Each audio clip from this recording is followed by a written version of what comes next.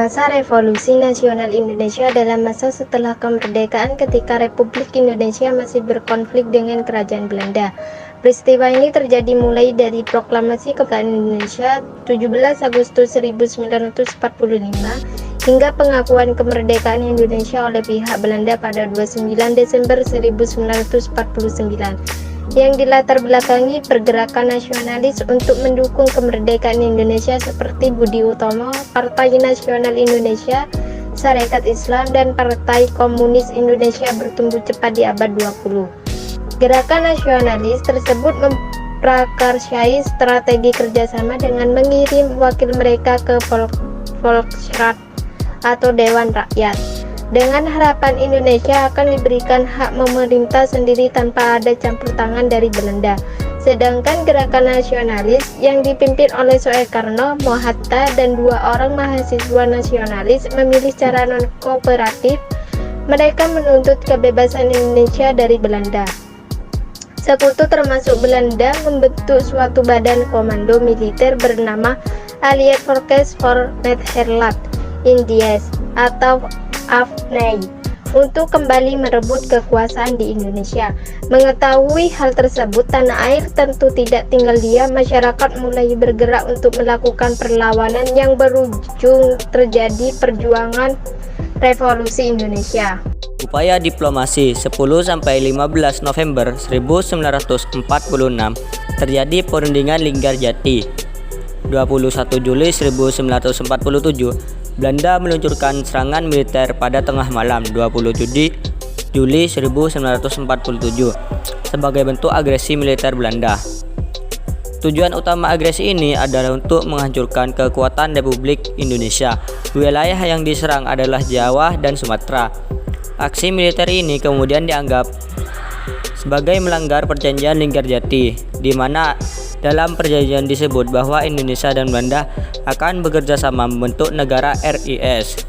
Dan pada tanggal 17 Januari 1948 terjadi perundingan Renville. Namun Belanda kembali berkhianat dengan baku tembak terhadap Indonesia yang terjadi antara Karawang dan Bekasi. 19 Desember 1948 agresi militer Belanda II dilakukan, di mana Belanda memperluas daerah serangan mereka sampai ke Yogyakarta, saat itu menjadi ibu kota.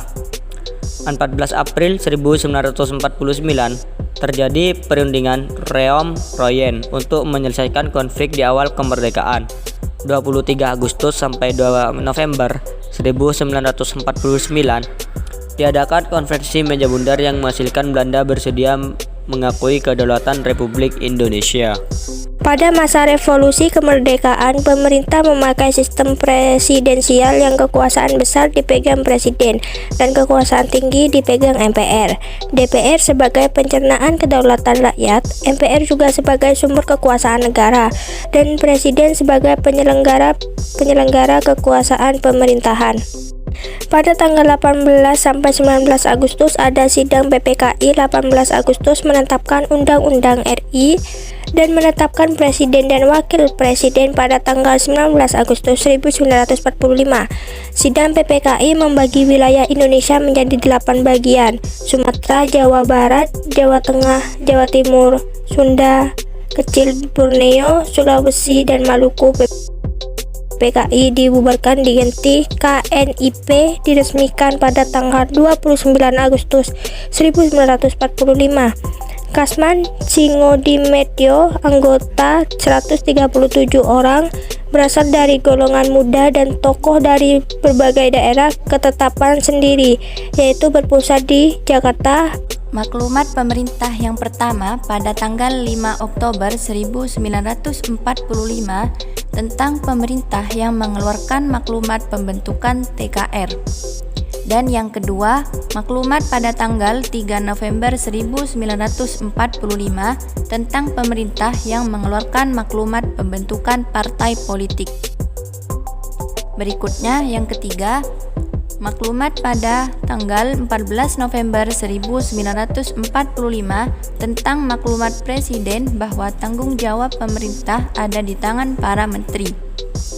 Setelah dikeluarkan maklumat pemerintah pada tanggal 14 November 1945, terjadi pergantian sistem yang awalnya sistem presidensial diganti menjadi sistem parlementer kabinet pada masa revolusi kemerdekaan.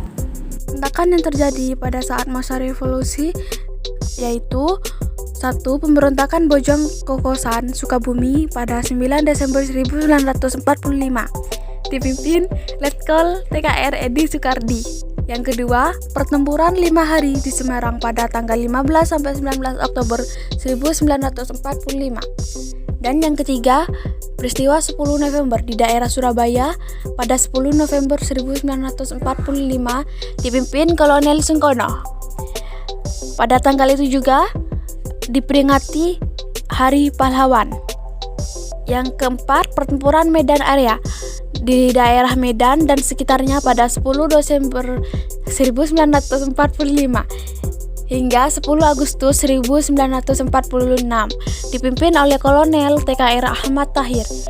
Pertempuran Palagan Ambarawa di daerah Ambarawa, Semarang pada tanggal 12 sampai 15 Desember 1945 dipimpin oleh Kolonel TKR Sudirman. Yang keenam, pertempuran Lengkong di daerah Lengkong, Serpong pada 25 Januari 1946 dipimpin oleh Mayor TKR Daan Mogot.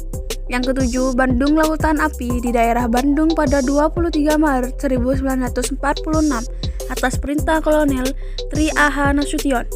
Yang pertempuran Selat Bali di Selat Bali pada April dipimpin oleh Kapten Laut Tri Markadi.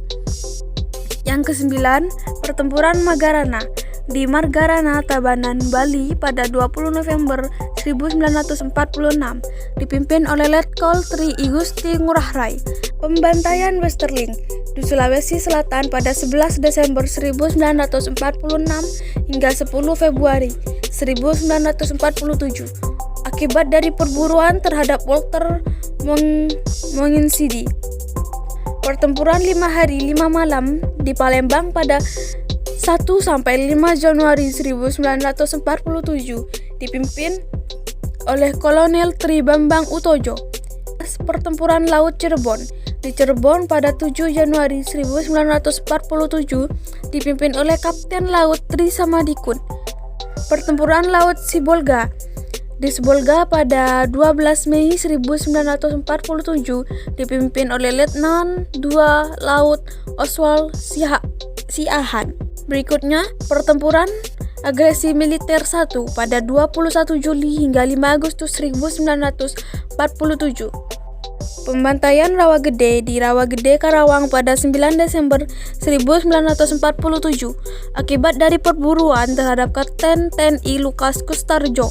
Agresi militer 2 pada 19 sampai 20 Desember 1948. Ke-17, serangan umum 1 Maret 1949 di Yogyakarta pada 1 Maret 1949 yang dipimpin oleh Letkol TNI Soeharto. Yang terakhir ialah serangan umum Surakarta dipimpin oleh Letkol TNI Slamet Rijadi yang terjadi pada tanggal 7 sampai 10 Agustus 1949. Dampak meskipun tidak ada data akurat yang menunjukkan berapa banyaknya penduduk Indonesia yang melayang dalam gerakan Revolusi Indonesia, diperkirakan terdapat 45.000 sampai 100.000 jiwa. Untuk rakyat sipil diperkirakan penduduk yang meninggal yaitu 25.000 sampai 100.000 jiwa. Sedangkan untuk Belanda lebih dari 5.000 tentaranya kehilangan nyawa mereka di Indonesia. Gerakan Revolusi Nasional Indonesia ini sendiri memberikan efek langsung terhadap kondisi ekonomi, sosial, dan budaya terhadap diantaranya yaitu kekurangan bahan makanan dan bahan bakar.